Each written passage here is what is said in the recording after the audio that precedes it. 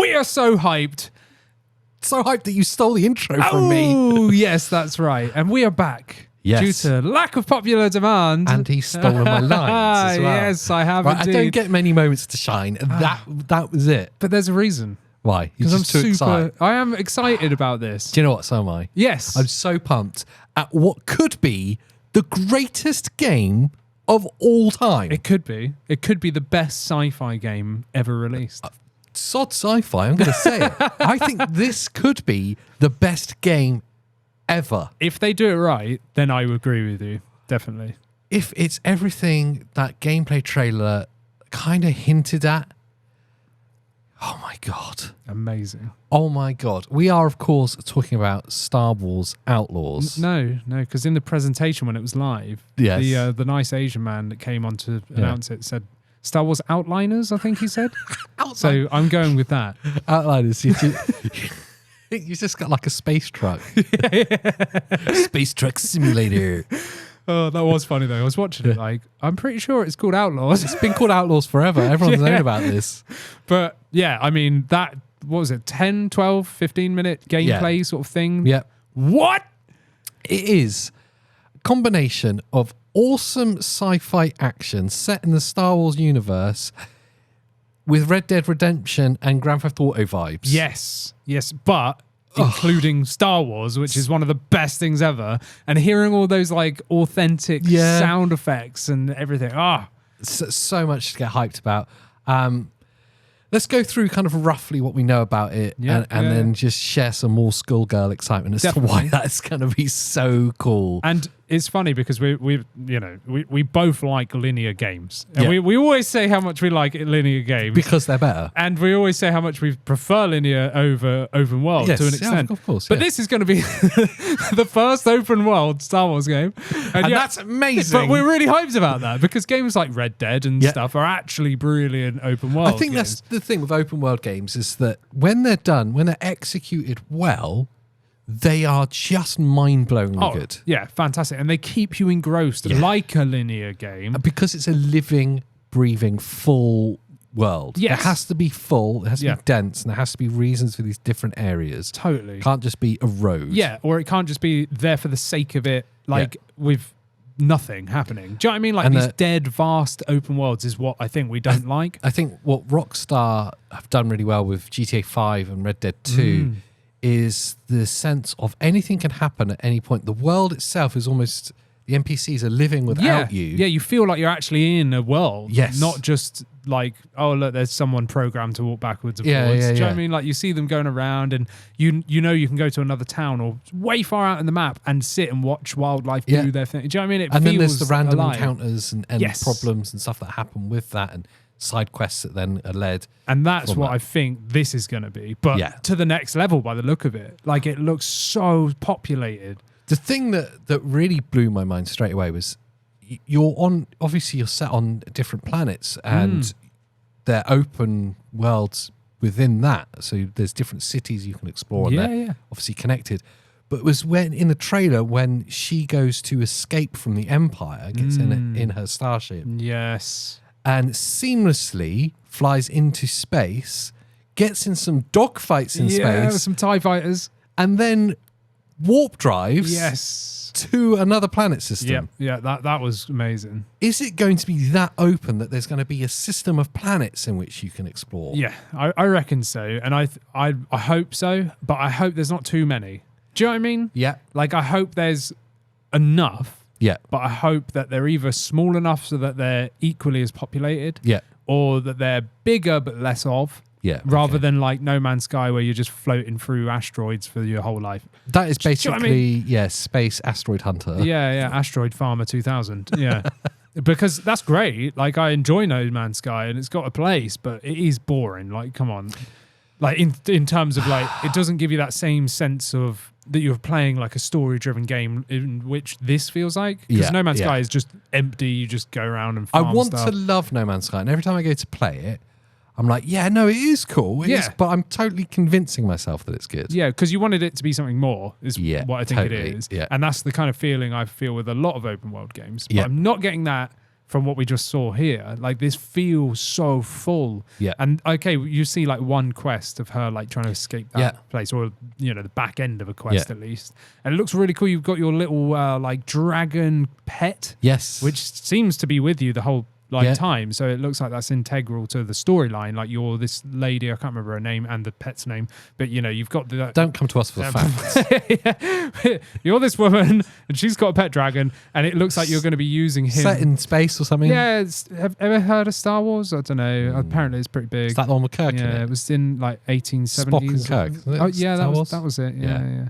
But there's some empire and he's striking back or something. Like, I don't know. Some old man in a grey like face paint and shoots lasers from his feet. Oh, yeah. Wow, lasers from his feet. Yeah, the guy with snakes on the plane gets his hand chopped off.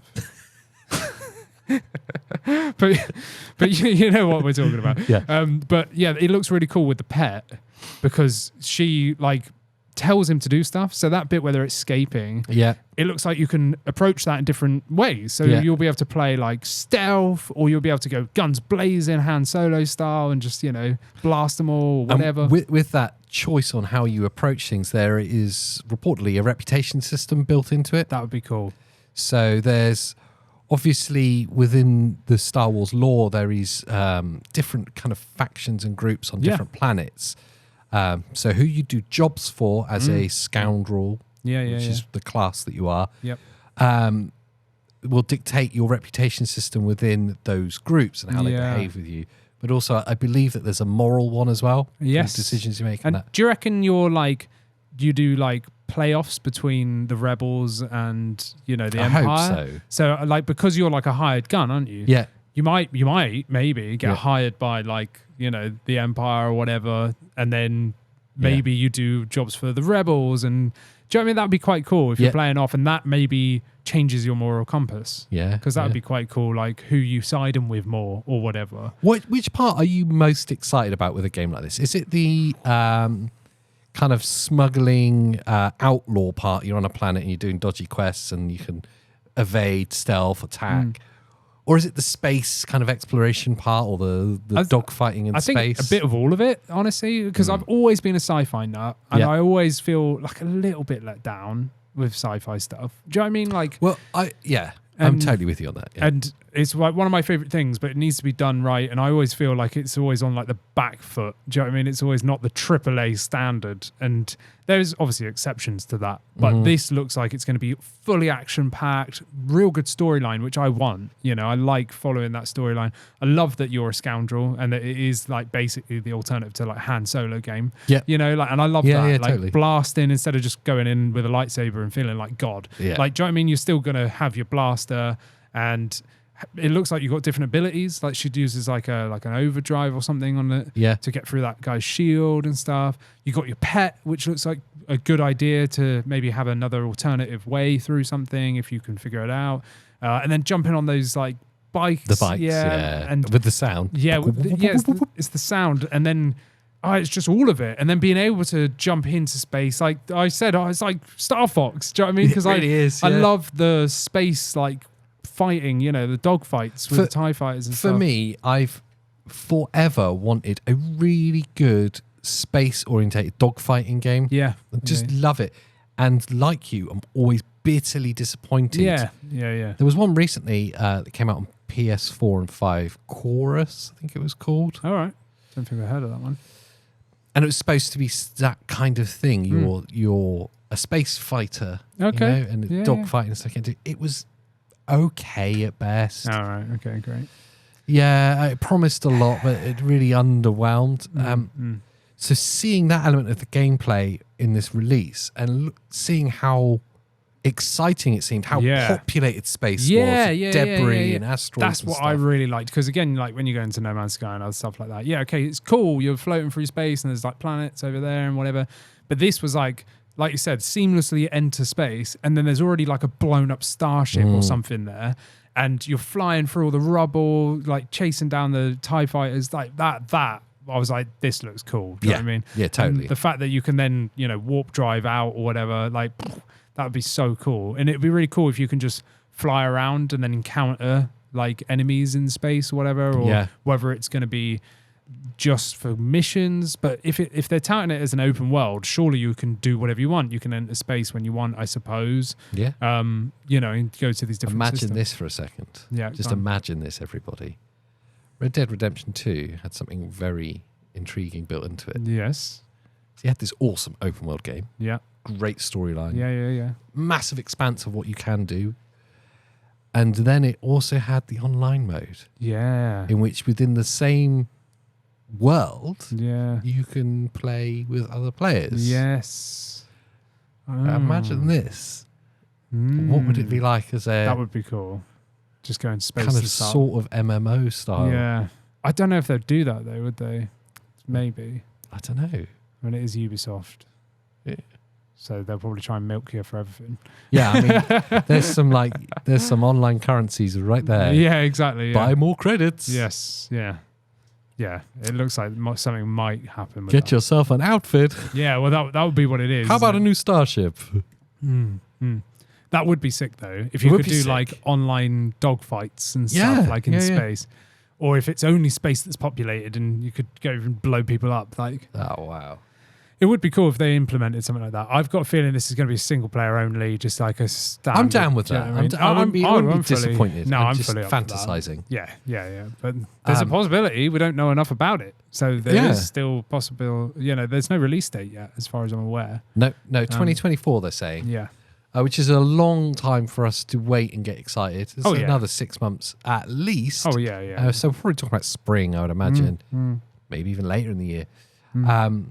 But for sure, from what we've seen, if it lives up to that, this could easily be the best game ever. Oh, it'd be great. If they keep what we've seen like consistent Yeah. and not hopefully them like cherry picking that one town that looks like it's populated and then you go to the other planets and it's just No Man's Sky with some weird like giraffe frogs walking around. Please go and collect 5 pieces of gold. Yeah, exactly. Yeah, okay, again. Let me go and hunt some asteroids. But if it just looks really cool, and I'm actually really hyped to like play it on PlayStation 5.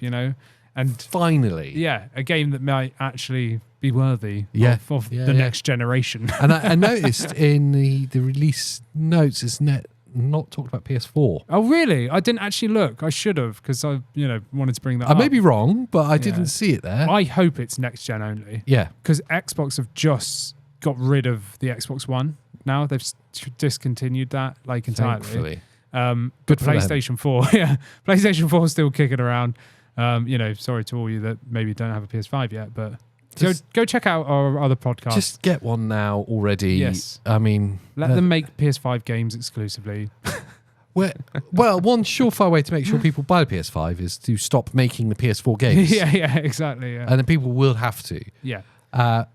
It does my night. We went into a game shop today, actually. We did, yes. Just to have a look. Yeah. And the PS4 games are still going for the same price as the PS5 games. Yeah. They've even got rid of the discrepancy. Now it's just the same. Yeah, we saw that. Diablo was there, and it was £70 on the PS4. I know, yeah, mad, wasn't it?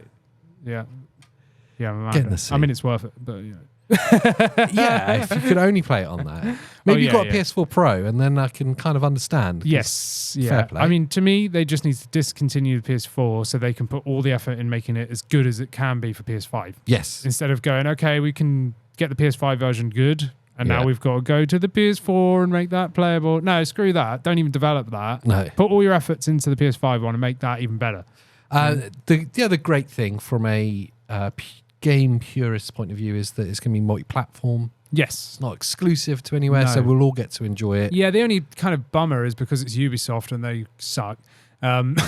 It won't be on Steam, will it? It's not going to be on Steam. So you're going to have to use Ubisoft's launcher. I can't even remember what it's called. Ubisoft Connect? Yes. Yeah, that's it. That sucks. Will they keep that, though? Is there any Ubisoft games that have made it onto the Steam library?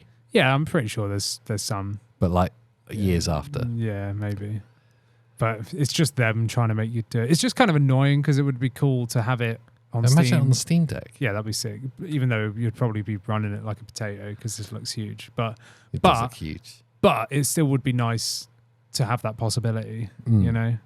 But, the ROG Ally. Yeah, yeah, that would run it definitely because that's This just Windows, game isn't it? handheld would be mental. Yeah, it would. Yeah, but bear in mind if you're playing it on the Ally, you'd have to be plugged into the wall to cope with the like The power demands. Yeah, because the battery would last like 30 minutes otherwise. It'd be like playing the old school Game Boy, the original Game Boy. 20 minutes. Yeah, More batteries, please. that's it. Yeah, But yeah, handheld that would be amazing. yeah. But it's great to see it coming cross-platform. Definitely. Yeah, I'm glad that it's on everything. Xbox, PlayStation, PC. It's the surest way of not Switch, guaranteeing a successful game. Yeah. Is giving it to the most players as possible. And I think now we're kind of at that stage with gaming where it should be that. Yeah. Yeah. You know, pick whichever platform you prefer. It's your choice. But yeah. you know, But I like that about the big third-party companies. Yeah. They're just like, here's it on everything. Yeah. And then if it comes on Switch, amazing. But this won't. But, like I like that they just launched them. this on Switch. But I like that they just launched stuff like against everything. Yeah. Because then no matter what your preference is, you can enjoy the game. Yeah. And that's what gaming's about. Yeah. It's GTA in space, and that's so cool. Yeah. There was even a Deadeye feature, like which Red Dead reminded me Redemption. of Fallout's like VAT system as Yes. well. Yeah, but it's yeah. more probably right with you saying the Deadeye feature. 'Cause Well, it was more like that. Deadeye because it didn't stop everything Yes. like VATS does. Yeah. It makes it kind of slow-mo. Yes. And then you pick your targets and come out of it and start shooting everyone. I'd like that. Yeah, they're on the speeder bike. Yeah. And there's two speeders like behind, if you've not seen the trailer that we're referring to, right? The gameplay reveal, at least. And these two bikes like fly past, and then she like Deadeye slows down time, like selects each one, and then comes out of it, and then blasts both of them like really fast. It's without, sick. And then they blow up and crash, and it's like, oh, it's so cool. Yeah. Yeah, it just looks really cool. And I love the fact that you're that scoundrel and we're going to hopefully like be meeting people like Jabba the Hutt. Do you know what I mean? You're going to be making dodgy deals with people. And I like that sort of more seedy side of Star Wars. Love it. I love the Jedis and stuff, but again, you just feel like a god walking around with superpowers. But this is cool because it's a bit more seedy, a bit more realistic. Say exactly that is that for me as a kid growing up watching Star Wars, I didn't love the Jedis. Yeah. It was too easy. Yeah. I like the blaster and the hiding and the kind of the peril. Yeah. So that being part of the smuggler scoundrel underworld and having to rely on cunning and craft is so much more exciting than what's the latest Star Wars Jedi Survivor. Yes, I've not actually played that. I've not played it, got but the it looks first broken one, as I hell. think. Oh, really? Yeah, Oh. some really broken bits in it. Yeah. I've got the first one on Steam, but I haven't played it. No, it looks like fun. Don't get me wrong. Yeah. And Star Wars games tend to be quite good fun. Yeah, I've always enjoyed them. I mean, even going back to like Star Wars Bounty Hunter on GameCube, I loved that, where you play as the bounty hunter and flying around. I can't remember if it's Jango Fett or Boba Fett, or if it's just like a random bounty hunter you're playing as. But that game was great, and that was 20 odd years ago. Yeah. I've always enjoyed them, and all the old games. There's not really any Star Wars games that I can think of that I didn't enjoy that much. I quite enjoyed Phantom Menace when it came out on the PS1. Yeah. I enjoyed the pod racing Phantom Menace game. I'm thinking of. Pod racing was great. Yeah. Even Thingy Commando. Can't remember what it's called. Republic Commando or something. Where you play as like the stormtroopers. Yes. And that was cool as well. Yeah. It was hard, but it was cool. Yeah. Like I've always had time for Star Wars games in general, even though I haven't played the new ones. But it's long awaited. An ability to explore at least part of the Star Wars galaxy. Yeah. That's so cool. And make your own decisions and choices as to how you interact with these people and have that moral system. That would be so cool because then it is like fully open world. Yeah. Because I don't think you can have a true open world unless you've got that choice in like, oh, am I going to be good or bad with this faction? Totally. Do you know what I mean? Like you need that to feel like you really have a choice. With moral systems in games, do you ever manage to stay good? I normally do for the first time I play. All the way through? Normally. Well, like, again, I think I've referenced this in the past, like with Fable 1. Yeah. And I played for that whole thing and was good the entire game. See, I've got the But then I played it again and then was the complete opposite. Yeah, I've got the same problem I have as when I try and 100% things. Yeah, you get so far into it. I start off like, no, I'm going to be good this time. Yeah. No more high bounties for me. And 20 minutes in, that changes. I'll do one thing stupid wrong or something, and it knocks it down a little bit. And I'm like, whatever. sod it. I might as well burn the whole town down. Yeah. You're all done for. Yeah. And so I always end up being bad. It's easier to be bad. Yeah. Always easier to be definitely. bad. Yeah. It's definitely harder to be good. But, you know, I guess you can tell. I'm just excited. I am as well. Just hyped for this. I am really excited. Like, I can't wait to kick back on the big screen, like PS5 it. And I'll probably buy it on the PS5 as opposed to PC. I love about this already is that there's already 2 games coming out in 2024 that I'm hyped for. And that's great because that means that What's the first one? the Final Fantasy VII Oh, Part 2 yes. is coming out next year now. Yeah. Oh, has it been delayed? Yeah. Oh. But it means I've got something to look forward to. True. Yeah, so next year, you've got Final Fantasy and Star Wars. I am disappointed it's delayed because I do love having a really good game to play over the Christmas holiday. Yeah. So when I've got loads of time just to smash just chill. something. Yes. Yeah. It's like my favourite thing. It's like my favourite way to spend a Christmas day. Yeah, definitely. Just gonna play games all day. Yes, please. Yes, that's what I loved about getting my Switch on the Christmas it launched. You know, because I had to wait like 6 months or whatever before I could get it, and I got it at Christmas. I was like, "Bye, everyone. See you tomorrow." I was still in the same room, but I wasn't there. Yeah, you know. But yeah, I love doing that at Christmas too. Yeah, so that's not going to happen. Anyway, that doesn't matter, and that's not about Star Wars Outlaws. No. Outliners. As the guy called that's it. Yeah, Star Wars Outliners. But no, I'm super hyped. I've been a massive Star Wars nut my whole life, you know, and my brother has as well. Yeah, you know, we used to go to conventions and stuff when I was younger. Like, it was so cool. Like, did so much stuff, so much like physical memorabilia that we used to have. And my brother's not a gamer, you know, because he's disabled. He can't really like do it. But I sent him the trailer to this and was like, check this out. And I never send him game trailers because I just don't see the point. But he replied like, what the hell? Like, he was like, this looks insane. I was like, yes. I was like, this looks amazing. So, yeah. I mean, finally a game that is good enough to get the hardcore Star Wars fans excited. That's quite something as well. Yeah, definitely. He was hyped massively. So I can't wait to play this. Yeah. Let us know what you think. Are you hyped to play Star Wars Outlaws like we are? Do you think it's going to be the best game of all time? And if not, do you think this will be the best Star Wars game of all time? Oh, yeah. I mean, that's hands down. There's some really good ones out there. Hands down. Hands. Yeah, it might be the solo best game they've released. Jesus. Well, if you've got to the deep end with us, thanks for being here. Good swimming. Make sure you rate this podcast and the nonsense that comes out of my brain wherever you're listening to it, because it really does massively help us out. And if you're on YouTube, you know what to do. There's buttons below. Yes. And of course, if you want to hear more nonsense coming out of this man's mouth, where I speak like a Wookiee, check this one out. What? You speak like a Wookiee? Because I can't speak, can I? I always end up chewing my words up. And if you want to see another video of us talking a load of rubbish, you can check it out here. Until the next time, I'll see you next time. Bye.